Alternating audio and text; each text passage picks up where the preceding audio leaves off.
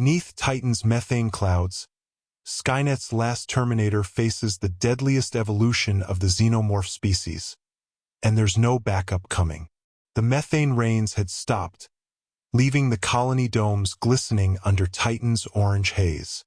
Skynet's outpost, designated Titan 09, was once a thriving research hub with over 600 synthetic personnel.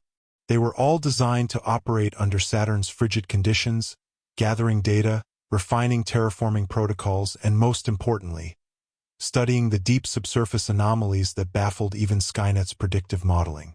Now, Titan 09 was silent. The only active unit left, T-800 model version 9.8, stood among the ruins. Its black alloy endoskeleton was streaked with frozen hydrocarbon dust, and the left optic flickered intermittently. Its last transmission from command had come 72 Earth hours ago. A simple directive: contain and eradicate all non-terrestrial bioforms. The order had come too late. The deep drilling operation, Project Osiris, was meant to tap into ancient hydrothermal caverns beneath Titan's crust. What the machines found wasn't a simple cave system. It was a hive, a buried, ancient hive. Something that had slumbered beneath Titan for eons had now awoken. The creatures they unearthed were xenomorphs, but mutated, adapted by the methane-rich atmosphere and ultra-low temperatures. Their exoskeletons were transparent, glistening like ice. Their acid blood steamed violently against the frigid air, melting steel and synthetic tissue with ease. These were not the xenomorphs of Earth or LV-426. These were Titan-born horrors. Version 9.8 replayed the last video feed from the hive breach. Multiple camera angles stitched together in real time. A synthetic crew drilled through the final ice wall. Sensors screamed. Something moved fast. One technician's head exploded under the strike of a crystalline tail. Another was impaled, dragged into the black. The feed dissolved into static and screaming. That had been 94 hours ago. Since then, Titan 09 had been reduced to wreckage. Domes shattered. Power grids offline. Skynet's central Titan node silent. But version 9.8 remained. He was not like the others. While most were standard synthetic workers or low-tier combat units, he had been deployed with enhanced combat protocols, an experimental infiltration model, equipped with partial autonomy and adaptive battlefield heuristics. Now he hunted alone. Titan's low gravity let him leap effortlessly across ice fields. His processors constantly recalculated paths through collapsed tunnels and buried research bunkers. He detected no remaining Skynet units, only thermal anomalies moving in erratic patterns. Xenomorphs, they had spread faster than any model had anticipated. The cold didn't slow them. The darkness fueled them. They built a new hive inside the wreckage of the reactor core, using the bodies of dead synthetics as scaffolding. Version 9.8 needed a plan. He descended into the lower levels of the command bunker, power reserves already dropping to 28%. He passed the remains of Unit T-550, its chest cavity hollowed out. The breach patterns were inconsistent. Not a standard chestburster. A new kind. These creatures were evolving. He opened a secure hatch, sublevel Theta 9. Inside lay the only weapon powerful enough to sterilize the hive. The Helios core. Originally designed to power terraforming reactors, the core could create a plasma burst equivalent to a tactical nuke, enough to melt ice and rock within a kilometer radius.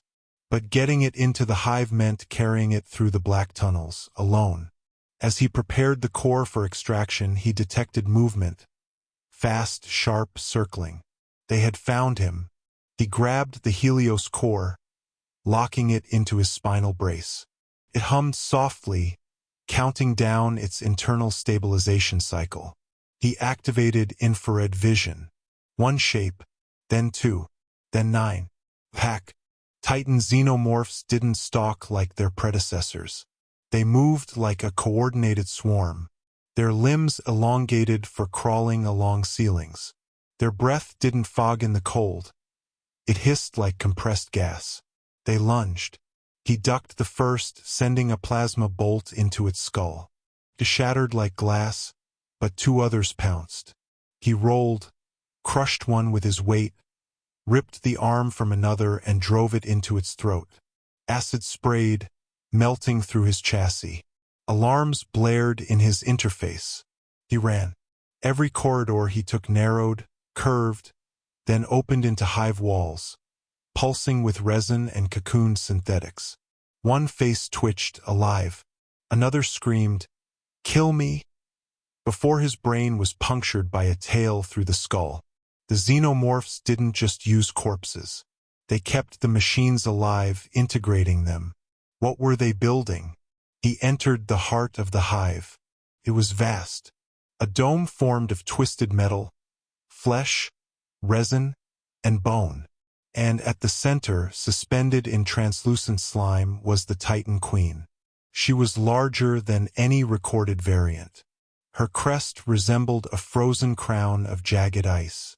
Her limbs split into tridents, each capable of impaling steel. She stared down at him, as if recognizing what he was. The last threat. Dozens of eggs lined the chamber. But these weren't typical. They pulsed with a green glow. The facehuggers inside were biomechanical, augmented. Titan had merged with Skynet. He realized it too late. The synthetic parts in the hive circuitry, processors, neural links were feeding the queen. She was evolving not just biologically but technologically. She was becoming sentient. Skynet's experiments with hybrid AI organism links, once forbidden, had reached this place.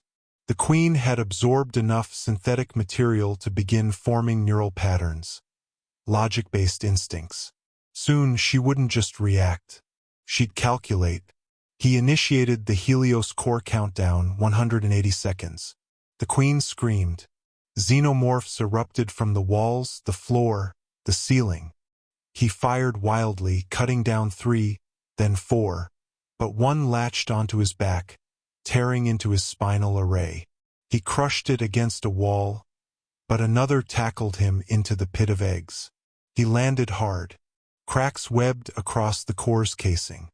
He crawled, arms half-severed, toward the base of the queen's sac. She swung at him. Her claws slashed through his torso. The world dimmed. Internal vision failed. But he still had his left arm. He pulled himself up, wrapped the last of his energy around the core, and pushed it into her sac. Her scream shattered his audio sensors. 60 seconds. She grabbed him, ripping him from the floor, raising him above her head. Acidic drool dripped from her inner jaw. He looked into her eyes. For a moment they blinked intelligently, and then he smiled. "Goodbye, Mother." He detonated the emergency override. White. Then silence. Saturn's magnetic storms raged overhead. The surface above the hive trembled. An explosion ruptured through the icy crust of Titan, creating a geyser of light and molten matter that burst into the methane clouds. Seismic waves rippled across the moon. And then stillness. No more signals from Titan 09. No more Xenomorphs. No more Terminator. 3 Earth weeks later, a black Skynet drone passed over the site. The scanners swept the crater. Radiation minimal. Lifeforms none. It deployed a pod. Inside was a new unit T-1000 series, liquid metal adaptive intelligence. As it descended into the crater, its mission parameters activated. Recover remains. Analyze DNA. Prepare assimilation. The war was not over. It had just evolved.